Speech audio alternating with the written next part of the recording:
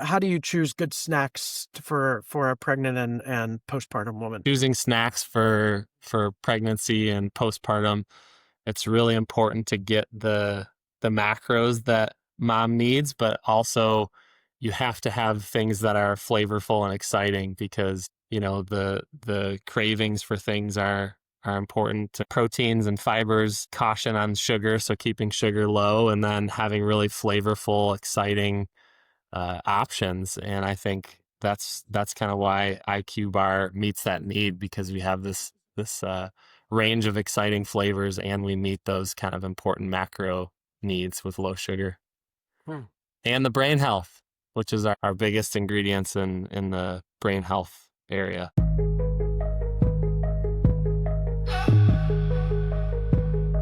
You are listening to Dedicated Joe, the new dad's guide on the upending and transformational experience of becoming a father.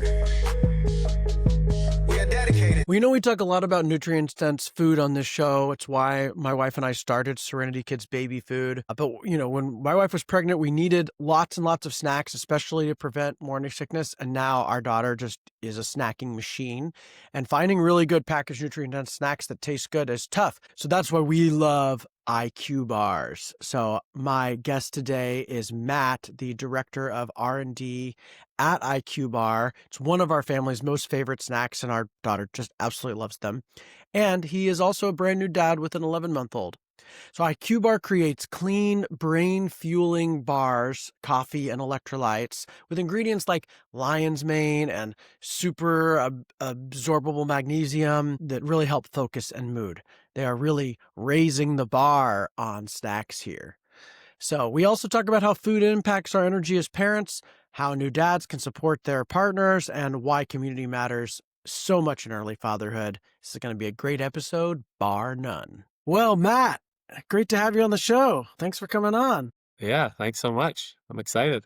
Matt, you're the director of R&D for one of our staples in our house, the IQBAR. My daughter would eat as many of these as we let her eat, so we limit her to one a day, which is for the sake of food variety. But we love bars, protein, low sugar, and doesn't taste like cardboard. That, like, before IQBAR didn't exist. Like, you had to sacrifice. They tasted good, but they were full of sugar. Almost nothing had protein, and the protein bars all tasted nasty. So we got IQBAR now. Super great. You've come on board, help build out these products. What brought you into product development? How'd you become a food product maker? Yeah, I think just growing up, I was really excited about biology, and like grew up in the neighborhood kind of running around, and we had a lake in the neighborhood, and it was like kind of a kid free for all. So biology, my kind of love for nature and stuff, sent me to Michigan State, and I studied biosystems engineering.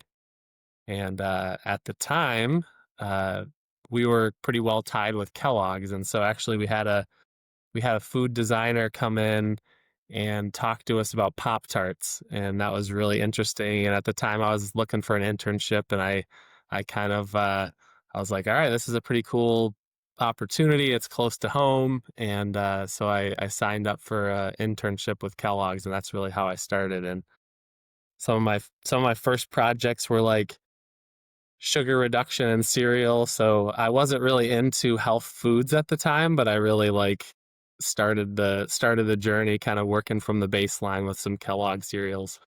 You're also a new dad. You have Yeah. a baby, right? So exactly who most guys listening on this podcast are right around. How old's your kiddo? Yes, he's 9 months. And so I would say kind of in the thick of it, but also it feels like as of the last couple months, it feels like we've kind of gotten over the hump and figured a lot of things out that I'm excited to talk about a little bit today. But Yeah, it's, that's great. This yeah, is the dangerous time where you have this psychosis of maybe we should have another baby. Don't do it. I Just saying. yes.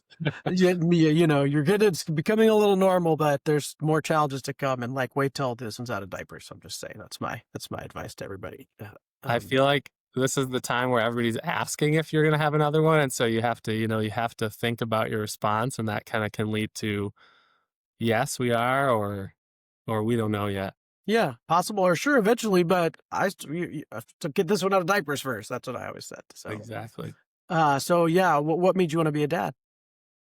think I was talking to you a little bit about the like just growing up in an awesome neighborhood. So we grew up in Michigan, and our neighborhood like dead end street with a lake, and we just had a free for all. Like it was there was only like 2 yards that were off limits, and the rest of the neighborhood was like everybody could play. So I felt like I had 15 brothers and sisters in the neighborhood, and I felt like that was kind of the feeling that I wanted to continue with, that kind of family neighborhood hood energy. And I think now being a little bit older dad, like I'm 37, and I think I've seen so many of our friends become parents, and just the enriching experience and getting to watch from the sidelines. So that's pushed me more and more into wanting to be a dad.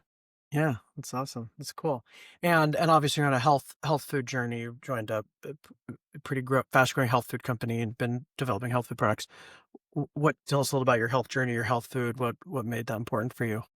Yeah, I was telling you, I started at Kellogg's, and I wasn't working on health products at the time. I didn't really have a lean towards health. And I actually went on a project with Kellogg's acquired Pringles. And I went to Belgium to work out of a Pringles plant for like a summer. So when I got there, one of my mentors hooked me up with a bike, and I hadn't really done much biking. And so the bike that I got was way too good for me. It was like electronic shifting and all this stuff. So kind of riding on the cobblestones and just experiencing riding in Belgium, which is kind of like the heart of bicycle riding. And so the first thing I did when I got home was got to a bike shop and bought a bike for myself when I got back to Michigan.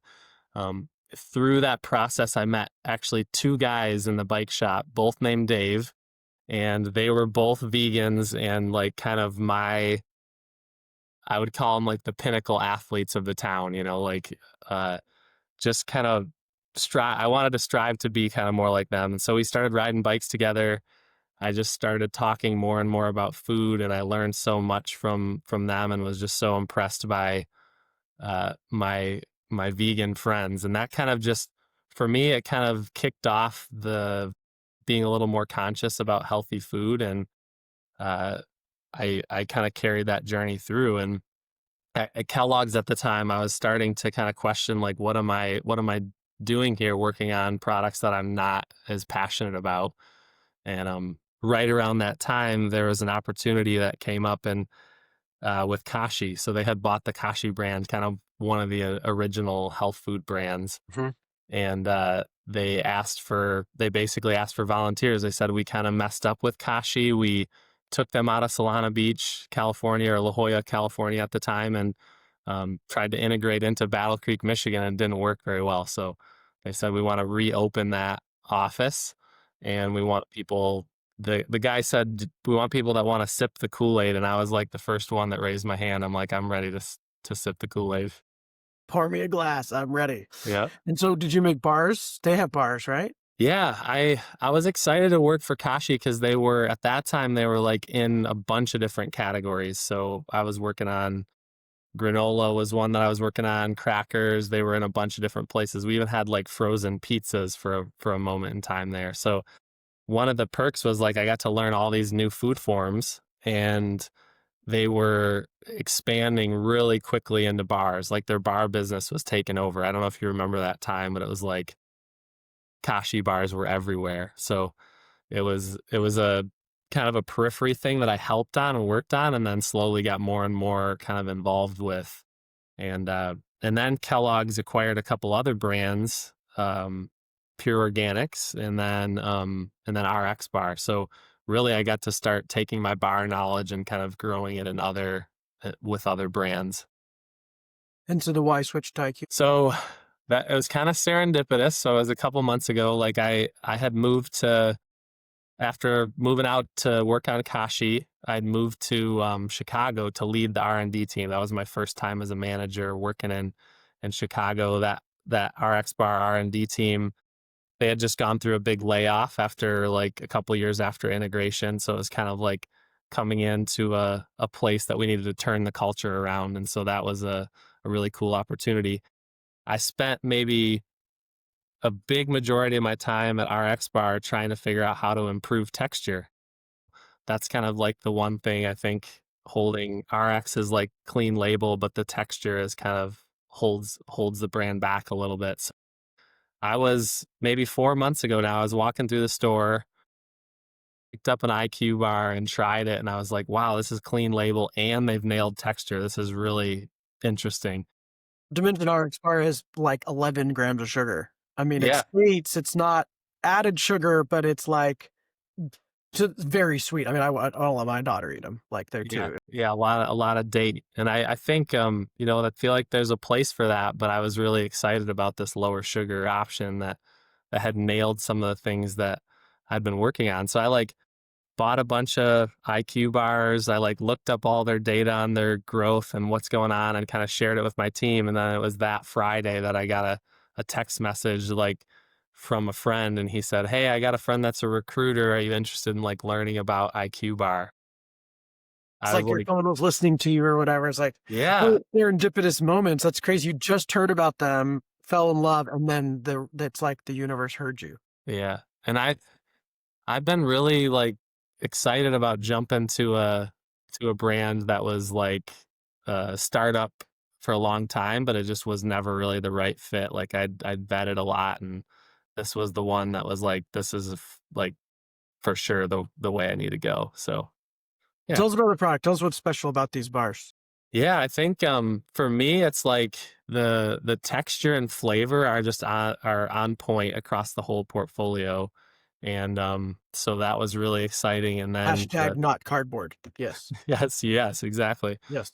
And yeah, and then I think so to be able to do that with low sugar, high protein and high fiber is like really exciting. So I think it was a great opportunity to come in and like learn from Will, who's developed these, and then see if I can use my knowledge to help the brand. Yeah.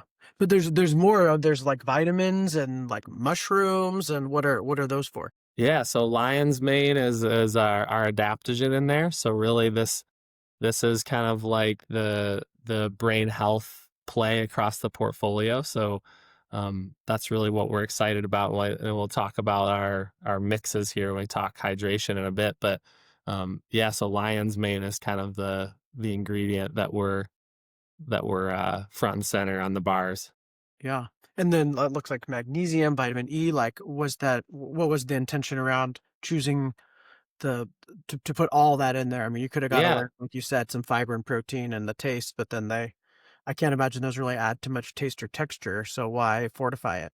yeah. The magnesium is exciting, and we actually have like a on the mix portfolio we have Magtine, which is like a magnesium that's works really well for brain health, like crosses the blood brain barrier and helps with mood and sleep. So I think just kind of passionate about getting these added benefits in our products. So Yeah, so it's not, I mean, there's nutrition or just like snacking, like satiation, like fill me up in between meals, which is sort of what I see bars for, just sort of like get me by.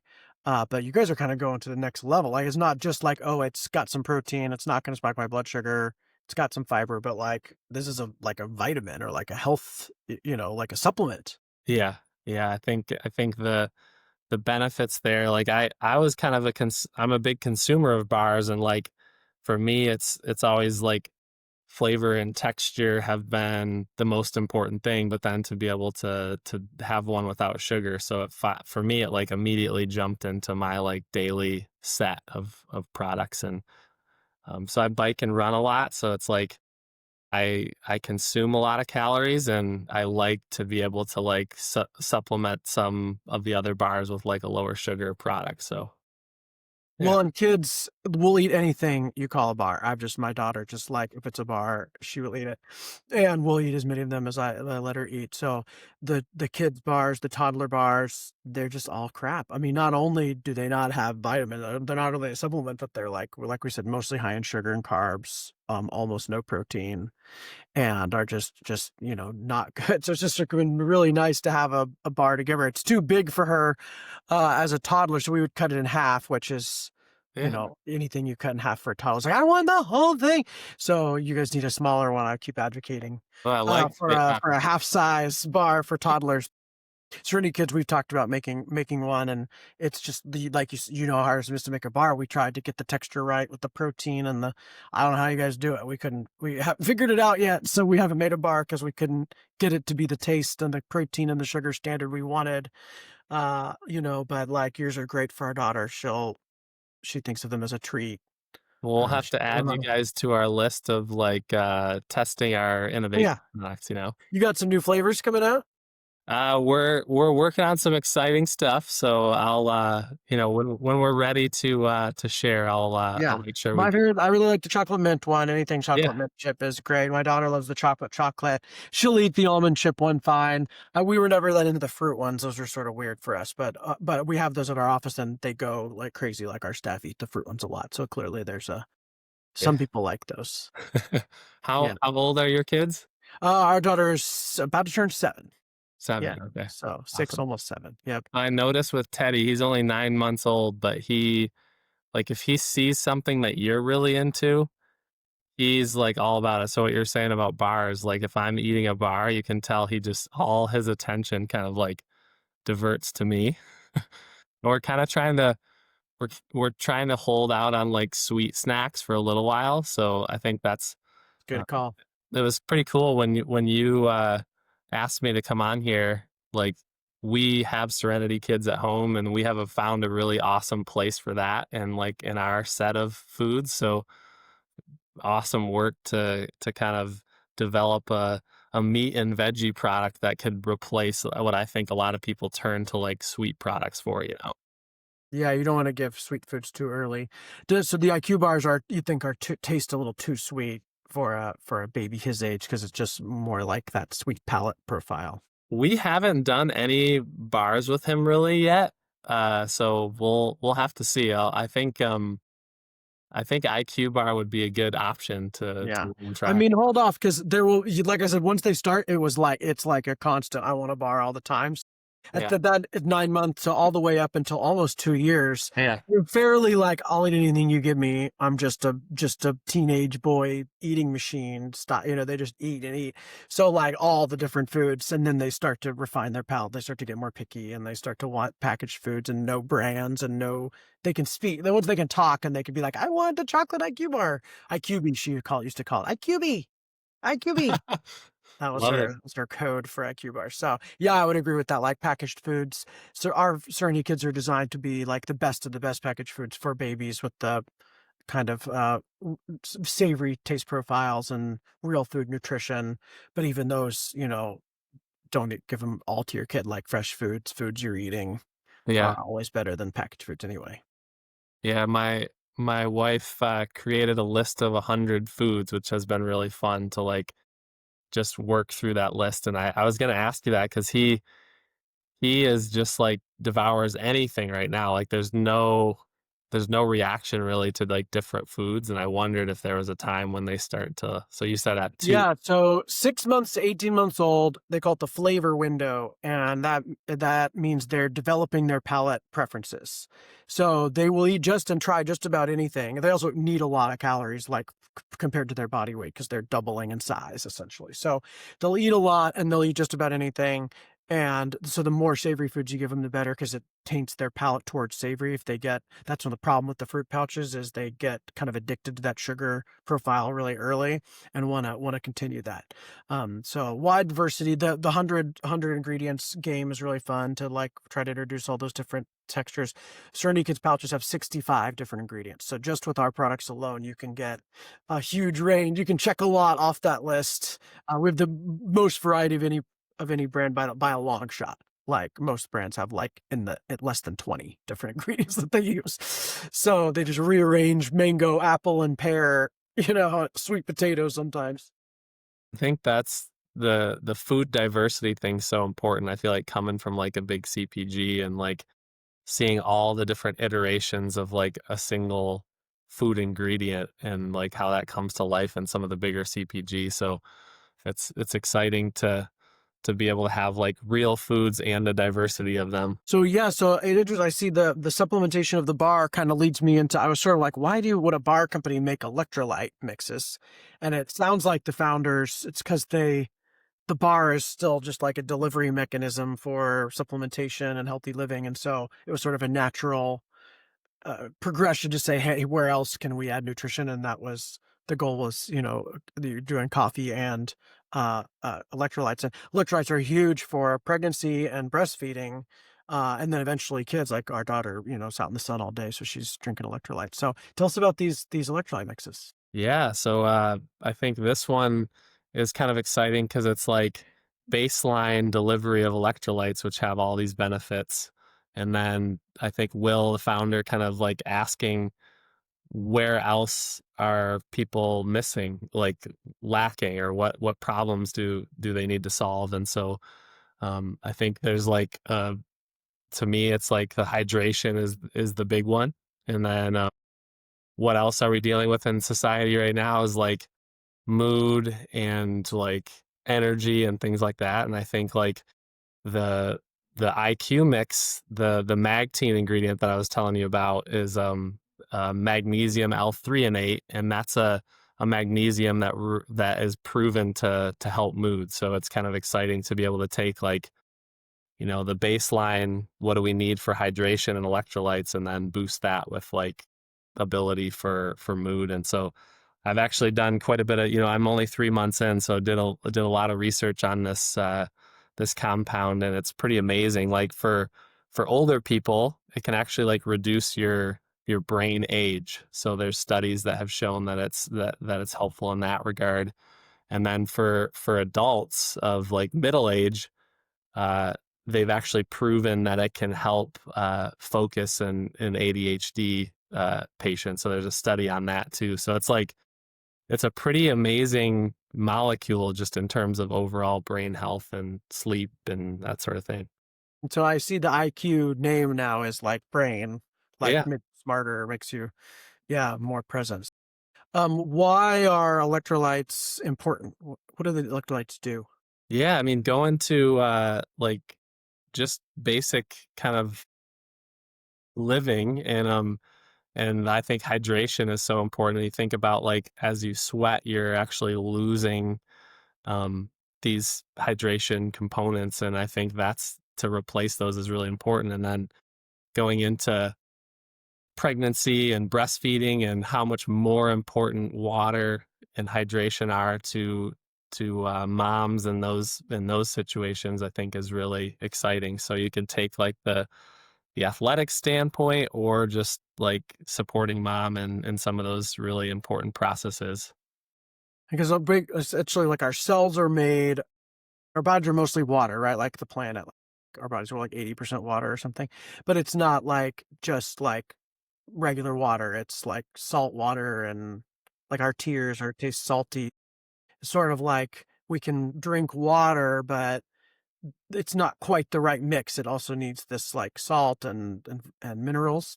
Yeah, to be able to like those minerals are moving in and out of your cells and performing function, and keeping that pressure, keeping water in the cells like they need. So it's a critical process to have these different electrolytes in your system. So, you're getting baseline through foods, but we're finding that people are obviously lacking in hydration. So this is and you're seeing I think more and more people are realizing it, and so you're seeing these products do really well, and we're excited about the growth of our IQ mix. It's a key ingredient in breast milk. So breast milk, obviously liquid. It's a lot of water. But if your body, so for breast milk production, which most breastfeeding moms are very concerned with, how am I producing enough? How do I produce more? And it was like one of the like first most core things is like just tons of not just water, but electrolytes specifically to replenish the body so that it has it's essentially key ingredient to breast milk is this. It's not going to make the rest of it if it doesn't have this sort of base water electrolyte mix. And so there's just almost I mean, could they have too much? Do you know what is how many electrolytes are recommended for a breastfeeding mom? Foundation levels, Yeah. but I know that my one of my main jobs was just to keep her water bottle filled and be pumping With it. electrolytes, basically all day long, she just never drank water. She just basically drank electrolytes all day long, all the time. It was like what my wife did, and yeah, I'm sure you could Google it and find recommendations, but it's Yeah, sort of like it's a ton. So that's cool about the magnesium threonate. Do other electrolytes have that? Is your guys is unique to have the magnesium we're the threonate? only one that has the Magtine, so Mm-hmm, that's lectin. really exciting. And then Lion's Mane is in our electrolyte mix as well. So Yeah. A yeah, lot of them are sugary too. Nothing's Gatorade is the same amount of sugar as Coca-Cola, So, um, I know you guys use stevia. Sometimes there's some fears around stevia.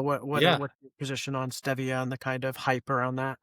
I think so for us, stevia I think has come a really long way. Like it's the original ones were basically like a leaf extract. So they would basically just take exactly what's in the leaf, squeeze it, and that was stevia. And I think at that time, there's so many different compounds that make up that sweetness profile that it was kind of, you'd get these long lingering aftertastes and that sort of thing. But stevia has come a really long way, and now we actually use just one of the kind of compounds in the overall stevia leaf. So I think it's come a long way, but there's still a ton of perception of it being really bad. That's hard to break. So I think as more people try these new stevia products, I think they're going to realize that this is actually a way better substitute than it used to be. So I mean, that's really how we're having success with the bars and the mix, because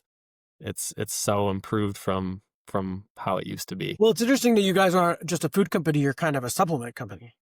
So food companies are like, it's an ingredient layer. We just buy the cheapest one and put it in. It tastes good, and we sell it at a big markup, and that's kind of how food works. But for you guys, you're like the type of magnesium matters. The extract of the stevia is important, and I guess maybe that's how they got the taste so good too, is they just cared about every little piece. Yeah, I think I'm so amazed by Will didn't have a background in food like I did when he started this. He just was playing around with his kitchen, and I think really started from the very beginning wanting kind of like brain fuel. And so it's been really interesting to, like, I bring this knowledge from the industry over all these years that I've learned, but he has kind of developed this on his own. So our ways of thinking are different, and it's been fun to like figure out how those come together and how he stretches my thinking beyond like CPG thinking. And so I think from the very beginning there were a couple things. One was like how providing that premium product and around brain health, and then doing it at a value. So like I think that's one of the things we're really excited about. We haven't raised prices of the bars in its 8-year life. So when we came in, that was my first question. I was like, when was the last price increase? And he was like, we haven't done one. Never did. It's the same price. It's crazy. Yes, Serena and I also have no food background at all. It's about a similar size in the journey, Yeah. and similar approach of like launching on e-com and growing in retail and maintaining strong business on Amazon and e-com as well as retail. So we have a lot in common. I think it's almost like a strength that we weren't from the industry. There's like this way that's like we weren't tainted by norms or limitations or ways of thinking. We were just like, but why can't we put meat and veggies in Yeah. a pouch? Like, why not? And they're like, there's a lot of reasons why. We're like, we're just gonna figure it out. And we made it was really hard to do, but like we just believed it was possible and did it. And every like you guys, every ingredient is very carefully selected as if we were making it in our kitchen. So you're like thinking about risk differently than I think we think. We're kind of like trained to say no in big CPG. And then Will has when I kind of propose what I think might be like the easy solution, a lot of times he just responds, that'd be the easy way. And then we kind of like rethink it again. So Which it is a had, good goal. I think a lot of people's goal is we make a thing that will sell for the least amount of money and the most profit. Like that's kind of a traditional food business mindset. and we weren't trying to run a business. We were trying to make food for our daughter. It's of like my wife being the perfectionist and she's making food for our infant is like, what is the absolute best thing I could possibly find and get, spare no expense, find the best on the market for my daughter. And then we're like, well, why would we put anything less in our products? Like, why would we shortchange another mom? Like why would I tell my friend, oh, but don't get the grass-fed beef. The regular one's cheaper, even though it's better. And so that's kind of I think that approach is like we're making this for ourselves, and we want to make the best possible thing we can make. And if we have to charge more, we'll charge more. But like we believe that people want the best, and if we're going to charge more, it better be the best. And so there's sort of this like self-fulfilling, like we have to charge more, but now we need to justify the price. And so why would we cut corners when we're charging a premium and we want it the best? I think your ability as a small brand to like provide value is so much more. That's pretty exciting to me. Is like what we can provide to consumers as a small brand. So were And you so guys go were you ahead. guys like colonistas? Did you do a lot of cooking and stuff before you started this? Both of us were big cooks in very different ways. My wife was was a foodie, so she was like premium, very elaborate meals, lots of courses and presentation and Michelin restaurants and stuff like that. I was like, my mom grew up on a farm. It was like batch cook my lunches for the week, like, all ingredients in one thing, and I eat it all week long, but I would like make it myself. And so like, but I, we both knew how to cook. And so I had this like scrappy, like she'd give me a list of stuff and I'd like make her really fast, make a huge mess. Versus if she did it take like forever because she's chopping the onion like perfectly. So we both like to cook. We both knew food, and she's a super taster. So she had this like palate thing that was really useful for um product development because you got to be able to taste like the minute differences between this extract or that one or and so she had that and I was just fast, so I could just like make a bunch of stuff. But yeah, we made it all our recipes we made in the kitchen. We still have a kitchen in our office that all our recipes are formulated in, and we taste them, our staff taste them, we feed them to our babies and our friends' babies, and then we test on babies in a broader way. So nothing we make isn't like personally selected and tasted by us and as well as tested on lots of babies. So that's it's almost like a similar story to me and my wife. And her, like, she's a super taster also, so she's involved in a lot of tastings for us and helps give advice. And so I leverage her whenever I can in the food world too. And you're a snack industry guy, and she's a super taster. So, what was your approach to snacking, pregnancy, postpartum? You're not there for toddlers yet, but for snacks for her, like how do you choose good snacks for a pregnant and postpartum woman? Yeah, I think we talked about this a little bit over the last couple days, and um, I think where we really got to is like eating for cravings is okay. And I think like I remember like one of the best things I think I did for her after at postpartum was, I think it was maybe like a week after she had Teddy. I made a charcuterie board and brought it to her on the couch because she like your wife, she's kind of the colonista too, and so made her that and brought it to her, and that was like the thing she remembers most of her whole postpartum was like when I brought her like a charcuterie board. So It's such a good idea. It's everything you need. It's like fat and protein. It's rich. It's salty. It's got the salt for electrolytes. It's yeah, satiating. You eat it. It's not like one big meal you eat. You can eat it while breastfeeding, finger foods. I love that idea. I'm going to do a little charcuterie for mom post. That's a great, yeah, yeah, like just feed her charcuterie all day long. It's like the perfect yeah. postpartum food. So I think it was like eating for cravings and like supporting mom and what she needed, listening to her body. She's not a big snacker. I'm a huge snacker, but she's not really. So I think it was like, um, the snacking quality and that is a kind of a sign of like what was important to her.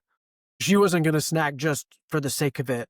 They had to be like good. Like, I want to eat this. I'm not just munching on something because it's there. Yeah. So besides IQ bars, what were other snacks that she liked? Let's see, like what's in the house right now. So I think so our we do a lot of like Trader Joe's snacking. So like I feel like Trader Joe's is like the heart of it's like snack central, you know. So I think about like what they have there and you know, it's like tortilla chips and hummus and um like their little tamari crackers and like a lot of that sort of stuff was kind of our go-to. So I guess the more I feel like she now that I think of it, she's like kind of a premium snacker or like uh, like a quality food snacker when it comes to like meats and cheeses and things like that. So Yeah. So just rich foods. Trader Joe's has a curated set is what's unique about them. They're a small store, so they have one of each thing rather than 10 of each thing, and it's like the best version of that thing. yeah, So I like the idea of like get the best, for a mom or depending on her. But the cravings are huge because her body knows.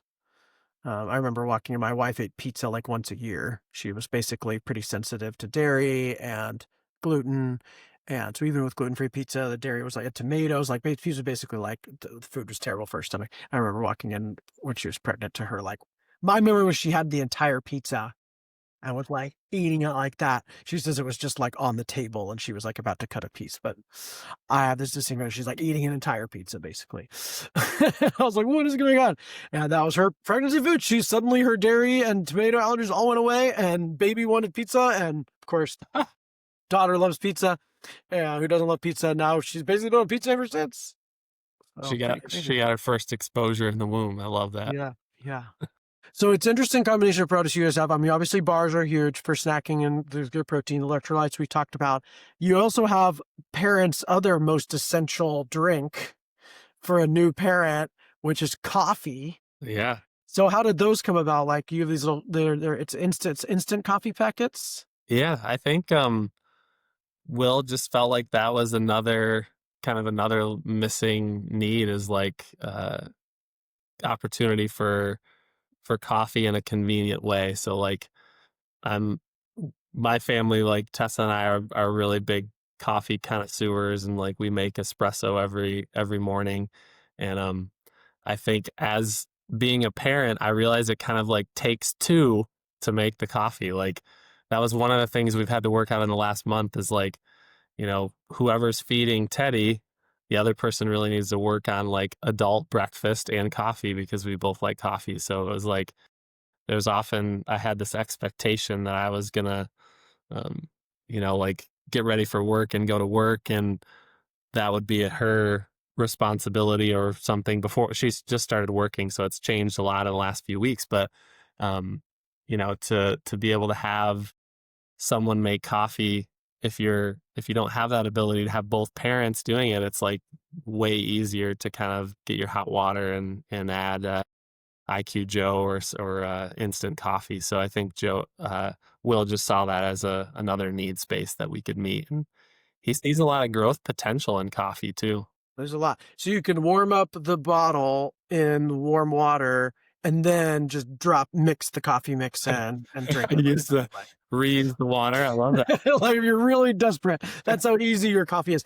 I mean, instant coffee gets a really bad rap, like Nescafe and instant coffee. Like it's sort of like Folger, thought of as like really nasty. So, how did you guys make it not gross? Like to me, it tastes like Yeah. regular coffee. Like how'd you do that? No, I think Will's spent a lot of time like looking at the base coffees and trying to find the right one. So I think we're really happy with like our coffee that we're using.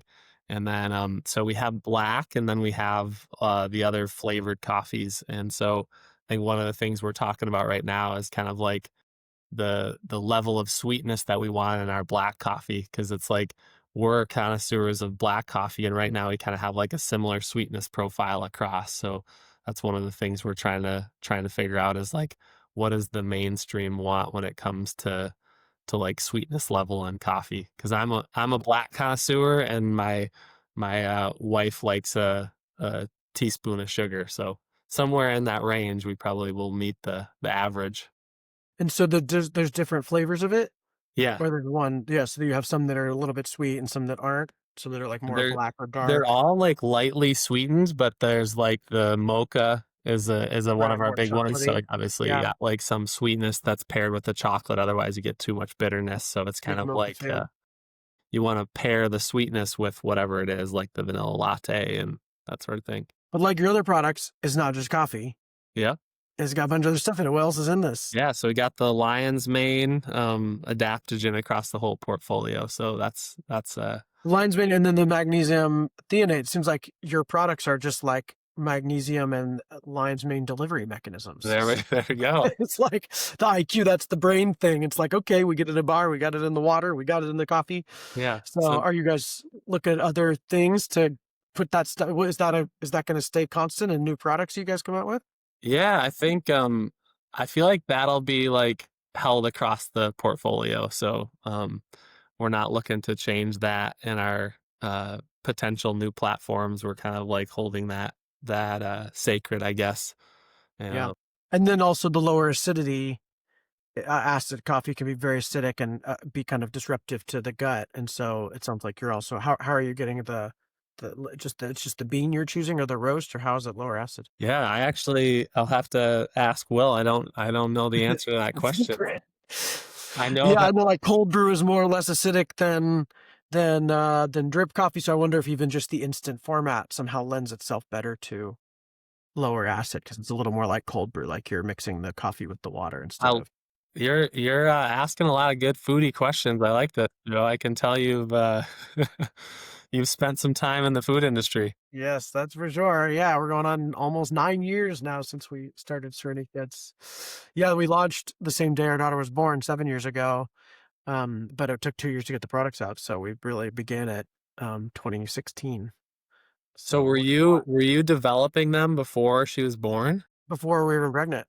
Yeah, Wow. when we decided to get pregnant, we looked for healthy baby foods because we were both food people and both had Yeah. health journeys, and found how bad baby food was, and decided we were going to change that, and we were going to get the products out real quick and then have a baby. And then products took a really long time, and Yeah. then we decided to go ahead and get pregnant, and then that took a long time. And so 2 years in, products and baby launched same day, August 5th, 2018.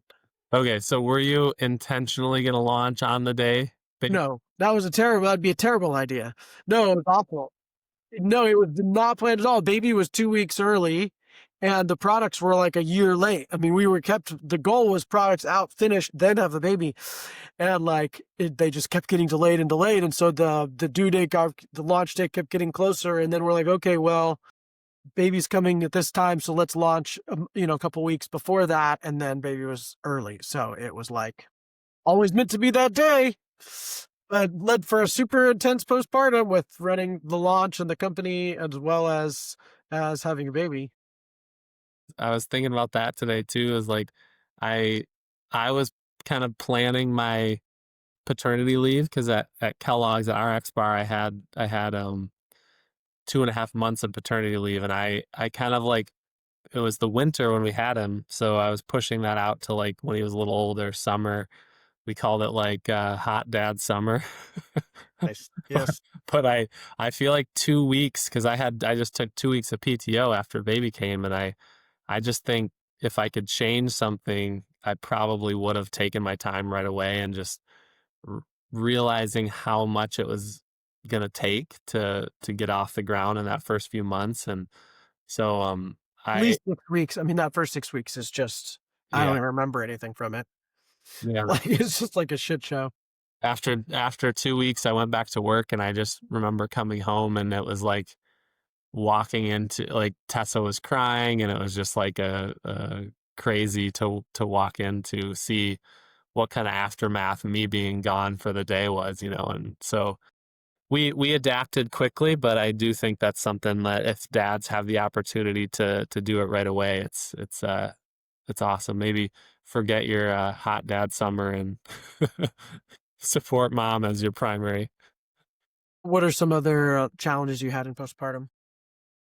Yeah, I think um I mean we did counseling before we had our baby, so like that was actually one of my mom's requirements. Like when I said I was going to get married, she was like, "Well, you have to do you have to do some counseling before you get married. And so I think we did a couple rounds of it, and like when we lived in California and then we started again, we had like a solid year before Teddy was born. And I think the one of the things that really made sense to me before we had a baby was this power dynamic conversation. And you're kind of like you're always at every stage of life, you're kind of rebalancing this power dynamic and trying to figure out like what your roles and responsibilities are.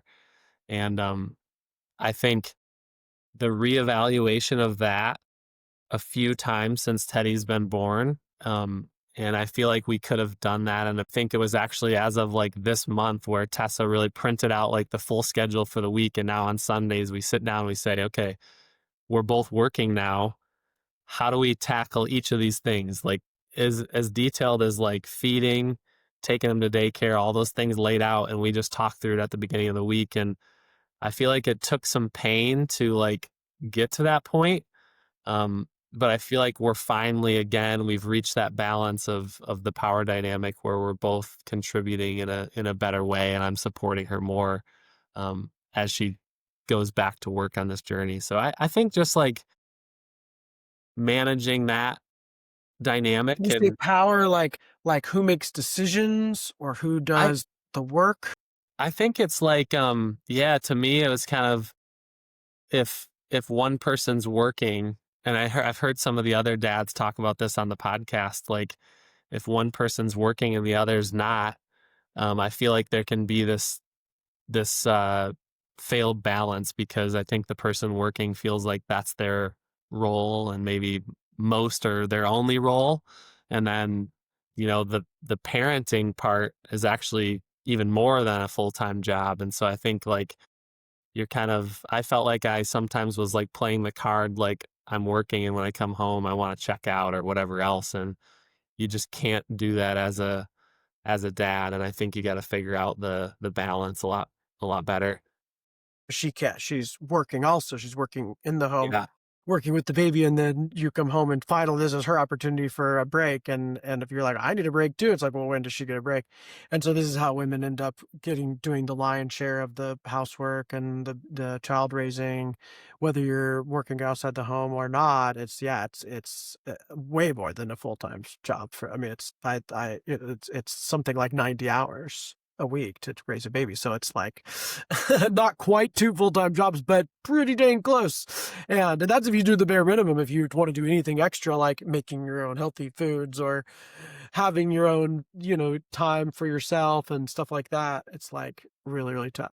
Yeah. So she's back to work now, and we found an awesome childcare provider. And I gotta get a quick story for you on that. So like the Serenity Kids is like a big part of our like when we have meals on the go or we can't do dinner in the right amount of time. So when he eats the salmon ones, I told Tessa, I was like, you better just not send those to daycare because they're a little pungent on the salmon side. And but our daycare provider, she's Swedish, and she actually stopped. Tessa sent one with him, and she stopped Tessa after when there was pickup, and she was like, "The is you're sending, please send more."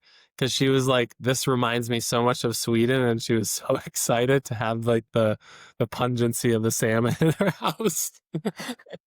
That was the first one Della ate, and it was Yeah. we were at a hotel lobby because my wife was trying to nap, and we got salmon all over like the carpet and this like chair. It's like all over her body. And I couldn't go in the room to clean her off because my wife was sleeping. You do not wake up a napping mom. And so that was like the salmon it's a little, it smells like salmon. It's a little stinky, but man, they kids love it and it's so good for the brain. Talk about IQ, those healthy Yeah. fats from the salmon is really key. And nobody's to this day, nobody's made a wild caught salmon baby food. Like we're the only salmon baby food. It just like blows me away that people aren't getting this. We have a new one now, the salmon teriyaki. Have you tried that one? Yeah, it's really good. It's like a kind of a Asian inspired salmon flavor. Okay. That's really, really good. Yeah, and different vegetables. So if he likes the Did salmon, you could do try you that. guys consider spices ever in the baby foods or Yeah. Part of the 65 ingredients is includes spices in there. And so, yeah, we have a lot of flavored lines. The World Explorers line is our most recent line, and they have a lot of different flavors. So we have like a chicken curry and beef chimichurri and salmon teriyaki, things like that. But a lot of we have a whole a meat and herb line. It's like, beef and ginger and turmeric chicken, bone broth pouches. So yeah, we mix a lot of herbs and spices in too. favorite moments of Teddy's eating experience so far is like we had some spicy Indian food and you could tell he wanted it, so I let him just try, and he has kind of has a handful, and he takes takes a bite. The spice starts to hit him, and he was like, ah, like kind of didn't like it, but then immediately just put more in his mouth. Anymore, yes. That's the human dilemma right there. It's like spicy food. It's gonna I hit. love it. I hate it, but I love it. I have a video of my nephew at like about 18 months old eating Valentina on his finger, like hot sauce. He like his face in the middle, like more. I want more. Oh, I love it. I want more. Oh, that's pretty cute. Yeah. So, do you still have the counselor? You still use them?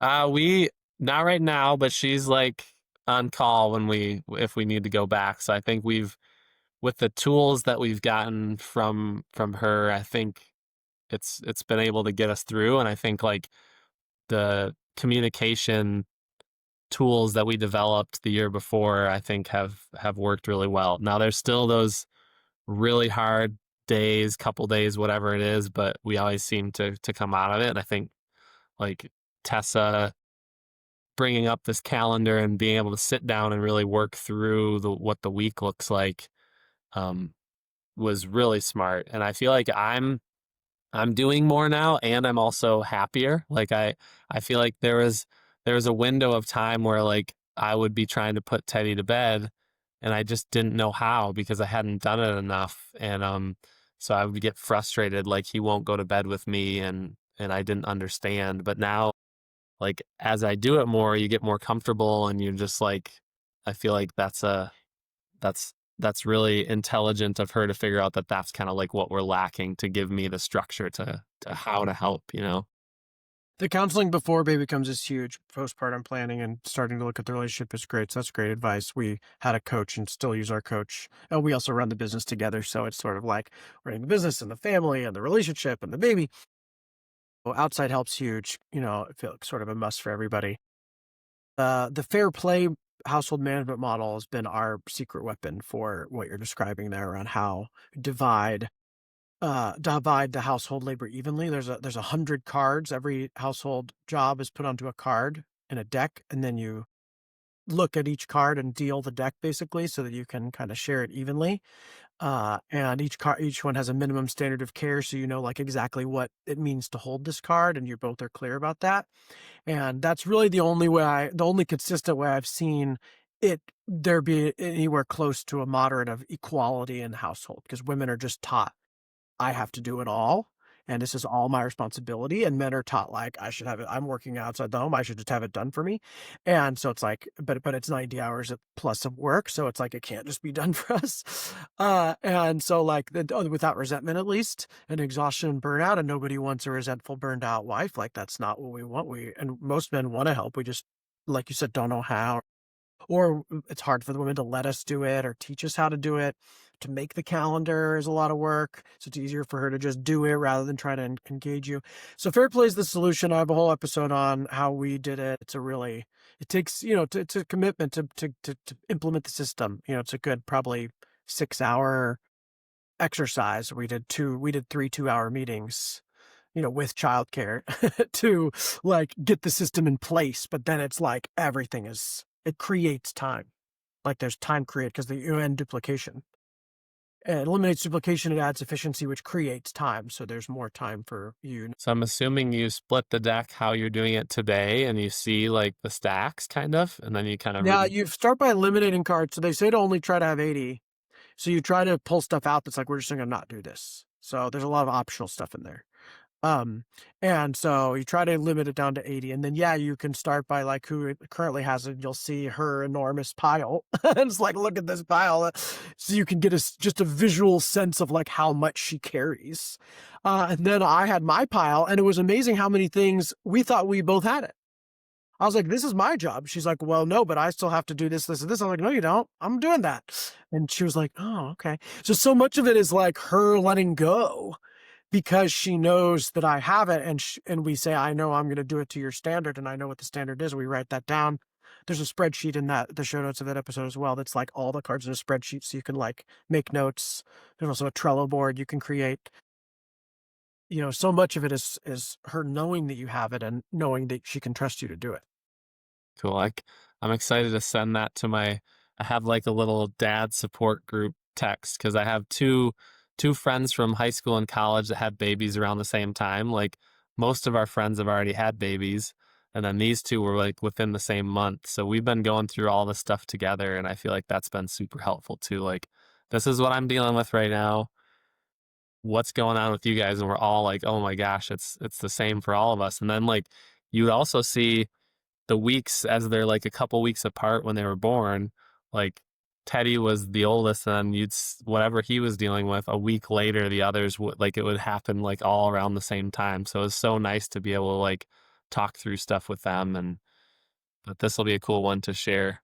And support group's huge. It's huge. So many men don't know that they exist, and that's what saved me. I was like burned out about 2 months in. Was like at a finding a parent support group was one of the like key things. I actually recommend dads do it before that baby comes. Like find a group, or like at least know who your friends have babies that you can call, because your bros that don't have kids will have no idea what to do. Like they just no idea how to support you. And you can use your family and your parents to a degree, but it's like, there's all those dynamics.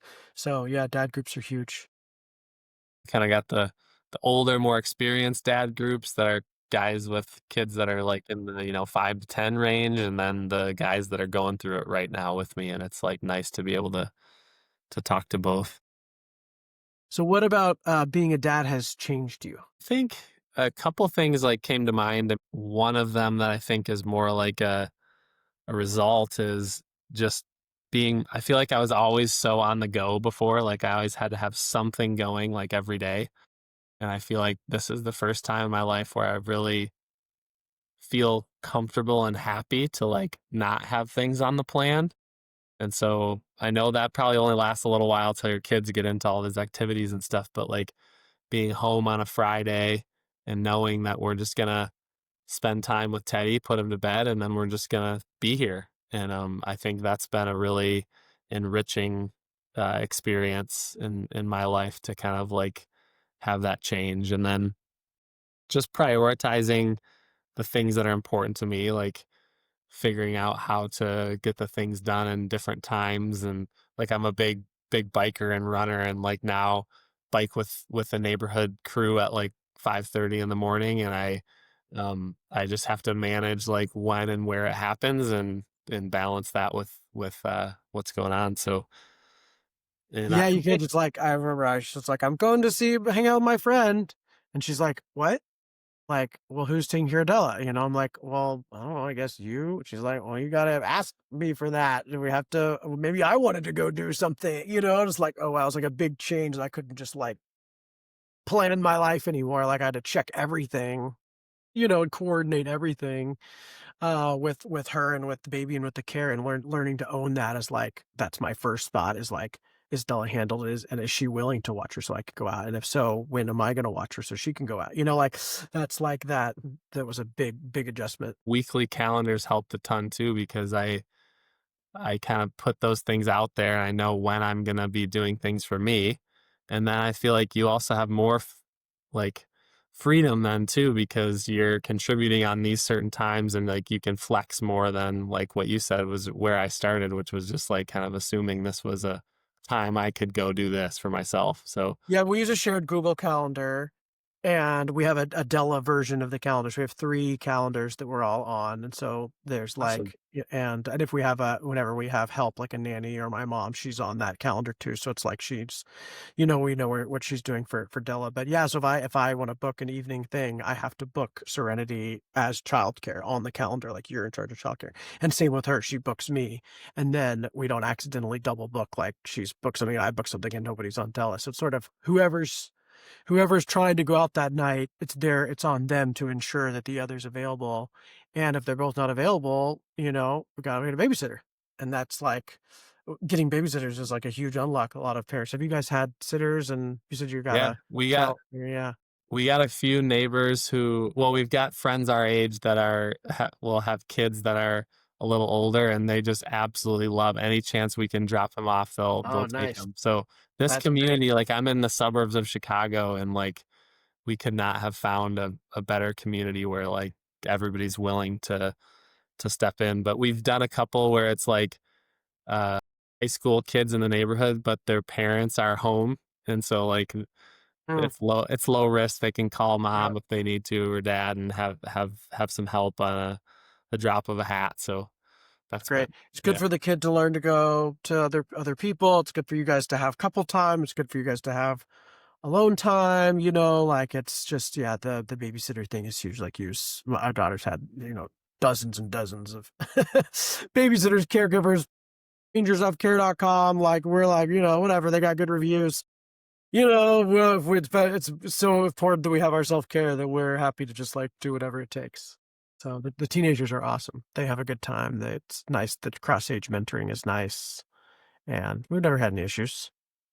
Seems like the community in Austin is similar to like what we have here, where it's like a lot of uh families together, and like every time we go visit, it's like all the families get together. We go to the park, or I think that's a good vibe there. Lots of outdoor areas, lots of like coffee shops and restaurants with play areas or kid friendly stuff, people out on the walking their dogs, walking their kids everywhere and lots of fun, places to swim and cool events and kids improv and kids music shows and like it's a great place to have a family here. Yeah, we're Is really the blessed. is your daughter doing improv? She doesn't do it, but we'll go see it. We'll go watch it. She'll get up there occasionally if they like have like they go to volunteer. She'll raise her hand. Depends on if they pick her or not, but she'll go up and give suggestions or play along. It's awesome. Yeah, it's pretty fun. So yeah, well, this has been awesome. So appreciate the amazing foods you guys making for us and families out there. We'll definitely post links to all these products for you guys, and we'll be, I talk about in my pregnancy episode, my postpartum episode, and snacking, and you'll see them just in our stories with Della chomping on one. So appreciate that. Can't wait to see what else you guys come out with, and good luck on your ongoing postpartum journey and stay dedicated.